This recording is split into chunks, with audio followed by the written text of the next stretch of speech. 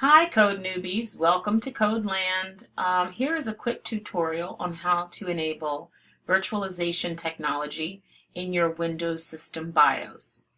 This is just an example for a Dell Latitude. Your steps may differ depending on your computer brand or model. That's okay. Read your owner's manual for more information. The first thing you need to do is to power off your computer. Do a clean shutdown of your operating system.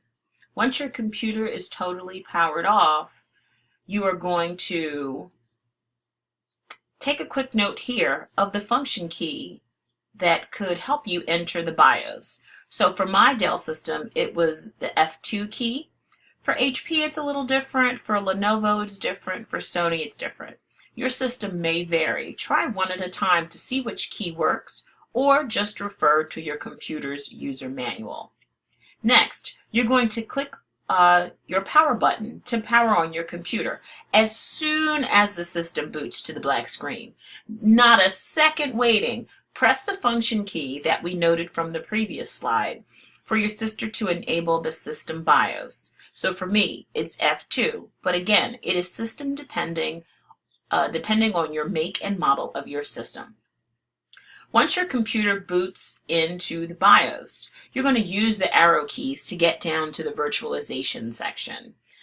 Next, once you get there, it's highlighted. Click the Enter key to expand the section. You're going to look in the right pane. You're going to make sure the checkbox is enabled next to Enable Intel Virtualization Technology. Once that's checked, you're going to click the Exit key in the lower right-hand button, and you're going to boot into Windows.